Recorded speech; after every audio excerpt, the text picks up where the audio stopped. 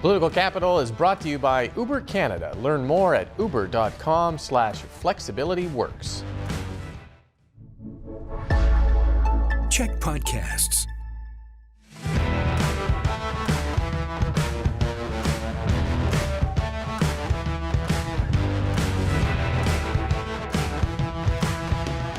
Hey everyone, and welcome to Political Capital, your source for all the latest in BC politics. I'm your host, Rob Shaw, not coming to you from the CHEK News World Headquarters this week, coming to you from my living room, thanks to the good folks at COVID-19, which have brought me down for a week. I apologize for missing last week's show as well. I know it's the first week of the legislative session. We're going to loop back, and we are going to get into all of that and everything else that has happened since then, and we are going to bring in the pod squad to do that. Jeff Ferrier and Allie Blades are here. Jillian is away this week, although not with the COVID. She is fine. Everything is fine. Get vaccinated, people.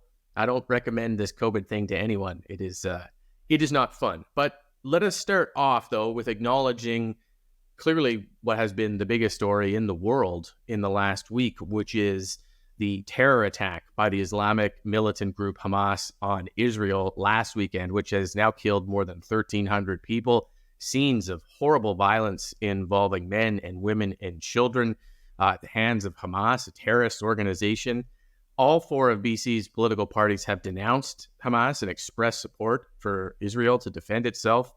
We have nonetheless still seen some small pro-Hamas, pro-Palestinian protests in cities across the province. Just quickly, both of you, what is on your mind on this issue, which is certainly the biggest and most important issue in the world right now? Jeff?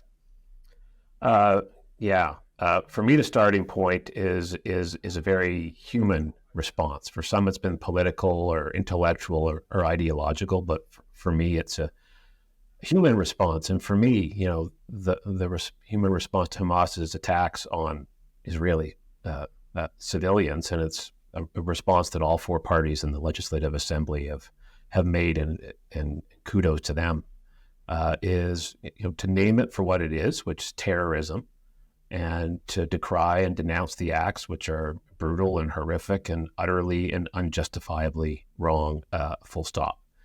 And for me, you think about what's happening here in British Columbia, and the human response is that when you've got continued calls for violence and the Jewish community here is afraid to go about their day-to-day lives, folks are afraid to go to work, to restaurant, to school. We have police setting up special command centers near community centers as we tape this because of those fears. We have to recognize and acknowledge what's happening. Denounce those who are sowing fear, and commit ourselves to protecting our friends and neighbors. And I feel, for someone who's on the political left, this is an easy time to try and go and hide. And there's been a lot of folks because there's a lot of folks who've responded to this with these yes, but arguments. And to those folks, I say that no matter where you stand on this quagmire of what's happening in the Middle East, there's no solving it. There's no helping everyday Israelis and Palestinians. There's no ending the suffering and grief they are enduring or their relatives and friends are feeling here in BC from minimizing the massacre of innocents. And no good will happen so long as Hamas stays in charge. Mm-hmm. It has been surprising and disappointing to see some of those comments, across the province and across Canada. Allie, your thoughts? As much as possible, when these issues come about, I like to raise the voices of those who are really in it. And Nico Slabinski said something this morning that I thought was really powerful. And he said, "For my non-Jewish friends who are silent, I am not sure you truly understand how your Jewish friends and neighbors feel right now, and that any silence from any leader, any silence from the community is very much heard." And so thank you, Nico, for sharing that this morning, and I hope that others see it as well. Yeah.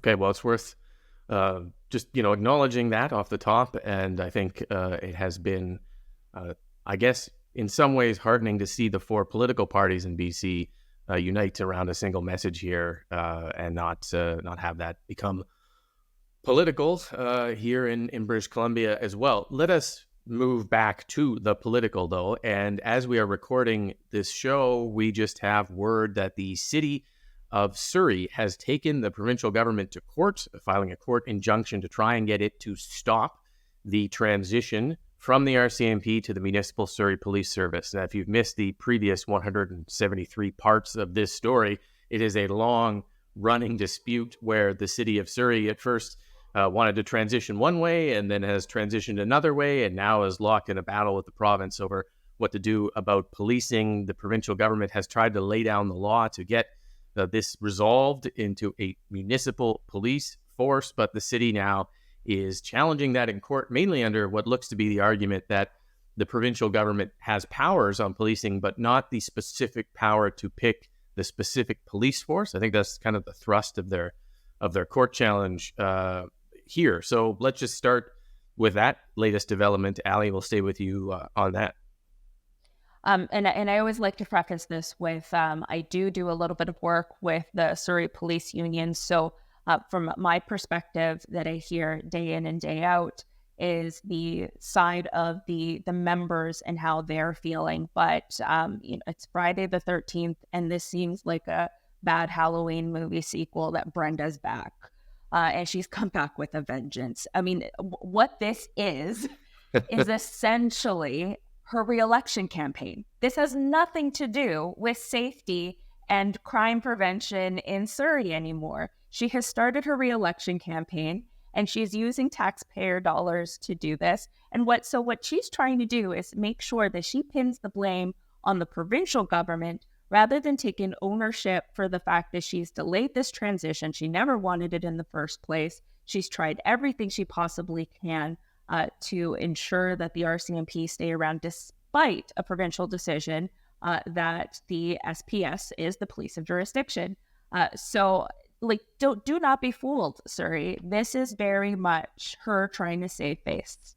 Mm-hmm. And she's using the argument again today and increasingly about affordability, dueling figures that she has versus the provincial government has versus various reports have about how much it's going to cost, how much taxpayers will have to pay. And that seems to be kind of the thrust of the context of her messaging these days on this issue, Jeff. I guess we know why things have been so slow to develop the last few weeks and why the provincial government's been complaining, because the city was getting ready to do this. Yeah, slow is the story of Surrey policing. It's like a reality show that's going on longer than Survivor's 23 seasons, and people want it to end just as bad. Nice job, Allie, on your pop culture reference. I'm here for those every day. Look, the people of Surrey want this settled. People of BC want to move on. Enough is enough. This is Mayor Locke wasting money on high-priced lawyers and consultants to fight an old fight, a fight that she's lost, and in a matter that does nothing, as Allie notes, to advance public safety for ordinary folks at all. And politicians ought to know that when you focus away from people's problems, and in this case, people's problems and priorities is safety in Surrey, and you focus on to politicians' pet projects, that's how mayors lose elections. So this is about Locke's re-election. It is a bad strategy. It's going to cause her to lose the next election. And when that happens, the lawyers and consultants who are getting rich off of this, we're talking about affordability, the lawyers and consultants who are getting rich off of this will have to have a new affordability strategy because they will have lost their mark in City Hall. And, last point, if I'm a mayor of a BC town with RCMP vacancies right now, I am just livid.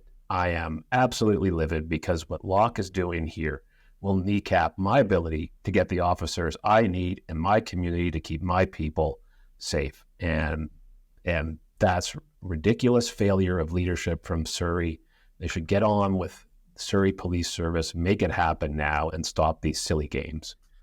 Yeah, a couple points to note there. Peter German, the former RCMP commander, who most recently, I guess, was known as Premier David Eby's tag team partner in the fight against money laundering, re-announced by the City of Surrey with this lawsuit today as a senior consultant with them in helping to push this lawsuit forward. So must frustrate Premier David Eby to see that. And the other bit being that the Solicitor General, Mike Farnworth, out saying that he intends to change the Police Act next week. That won't be retroactive, but it is intended to prevent this type of situation from happening again, where a municipality changes policing twice in midstream and causes some of this issue. Long overdue changes. I think generally might be a good time to change the Police Act in a much larger way to make it clear so we don't have these stupid fights about the jurisdictional authority of the provincial government, which is very clear. It's very clear that it has the power to do this. But the Police Act is written in such a way that I guess we're all going to have to pay a bunch of lawyers a bunch of money and take a bunch of time to reconfirm that. Well, just because I think that's an important point. I was talking with Farnworth's office and have throughout this, and they've seen that it's been going to the courts. They knew it was going to the courts right from the start, that it was always Surrey's intention to go here. And so as you've seen their response in the public and the way they've done things, they've done so knowing full well that this is the kind of trick that Surrey was going to try and play. And I think that's you're going to see this reflected in the legislation that comes out. And I think Surrey's going to lose here, and they'd be much better off just getting on with doing what people want, which is to get the new police force up and running and their communities safe, because this is not going to work.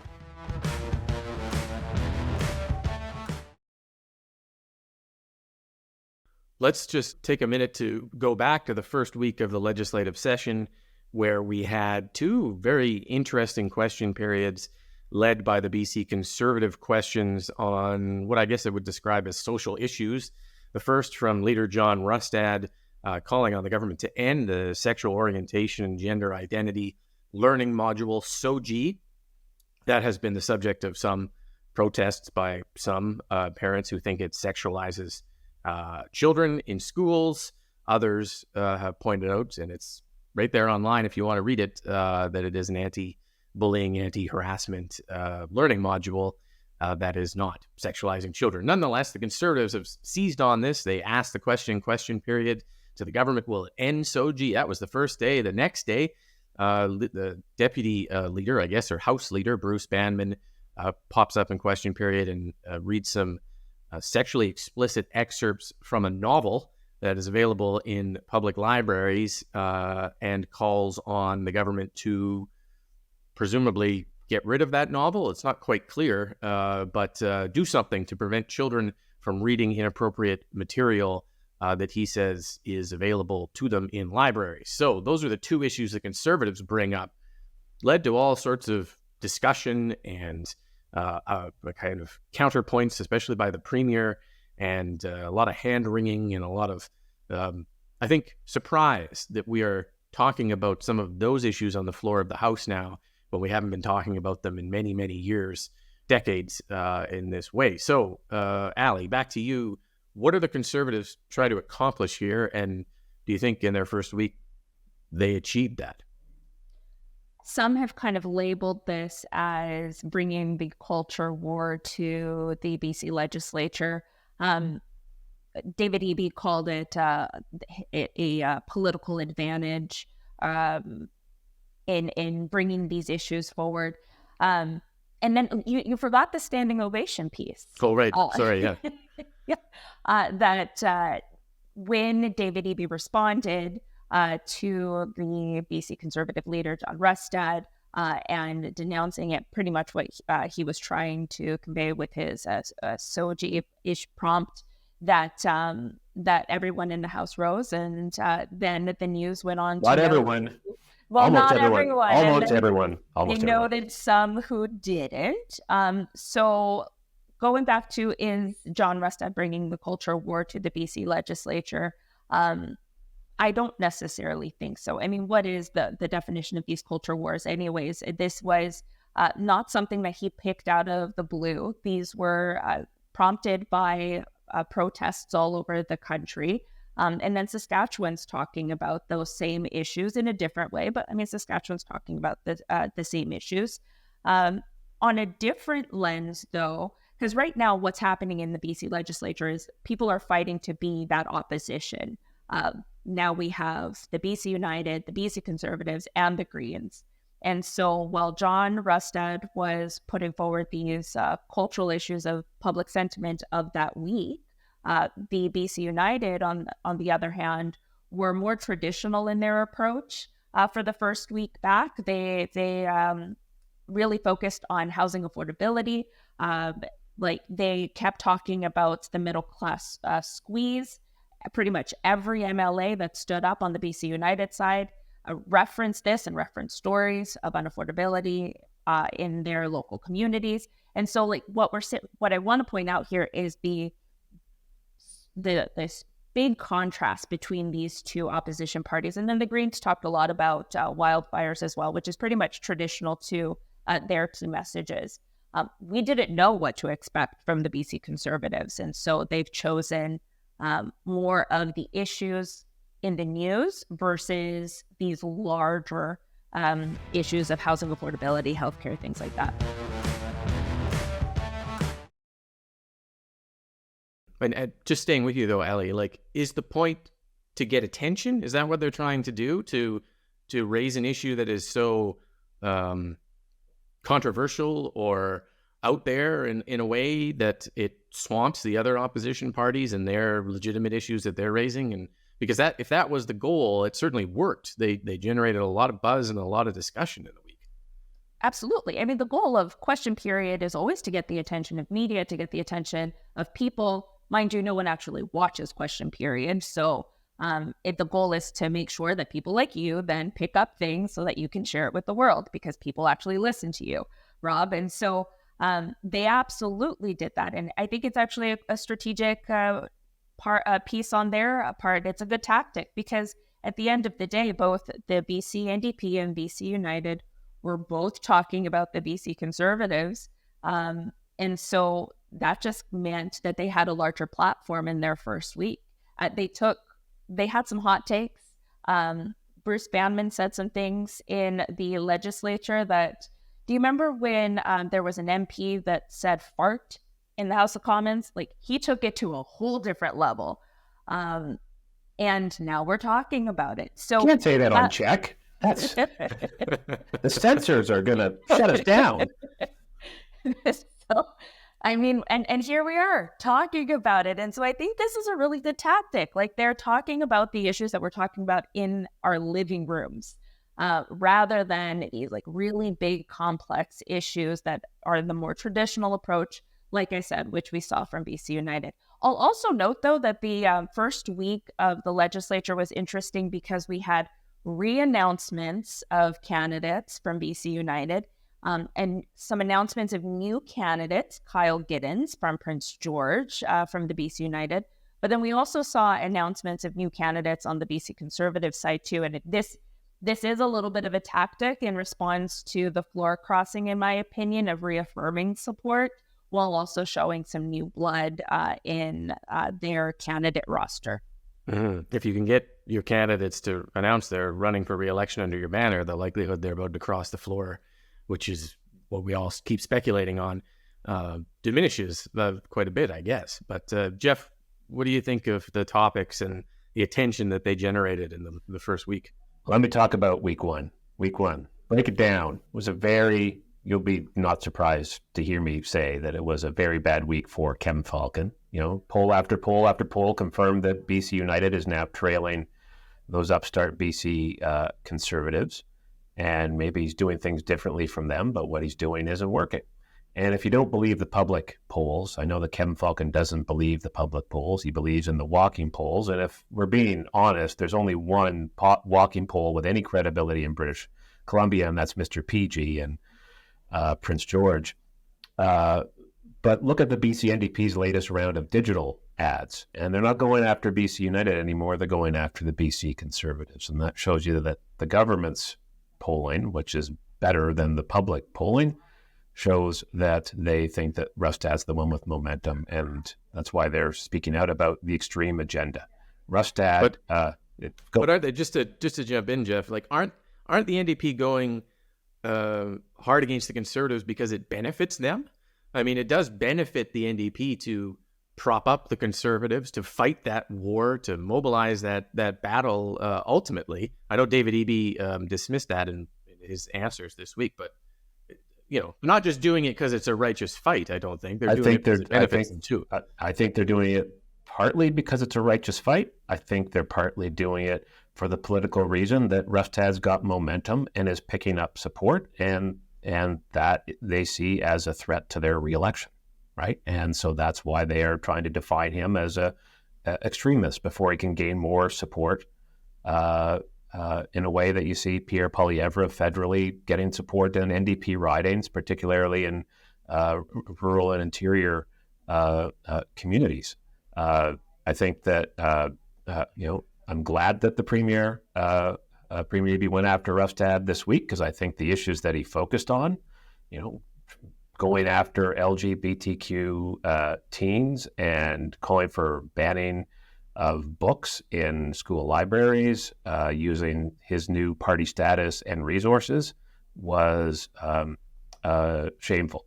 And I was glad to see the Premier smack Rustad down in the legislature. I was glad to see almost all the MLA stand up and for those teens with their ovation. And as staff, you just hope and pray that the person you work for, when someone says things like Rustad did, has the integrity to swing at those opportunities. And in this case, Premier did and did a very good job. I will say, though, that the Premier did have one big whiff in the last 2 weeks, and it was, I don't know if you saw his appearance on a radio show with Drex, but they played some of his old electronic dance music. It's better that happened when the House wasn't in session. Maybe I just don't get electronic dance music, but he's doing a better job as Premier. Is my personal opinion. Good. Well, then he shouldn't quit his day job. Exactly. And neither should we. Although we are out of time, make sure you subscribe to the podcast, because we got audio extras for you this week where we're discussing this a bit more and some other issues. And make sure you subscribe on YouTube as well as watching us on CHEK TV and CHEK Plus. Thank you to the panel for being here. Thank you to you for watching. We'll be back next week with all the latest here on Political Capital. Political Capital is brought to you by Uber Canada. Learn more at uber.com/flexibilityworks.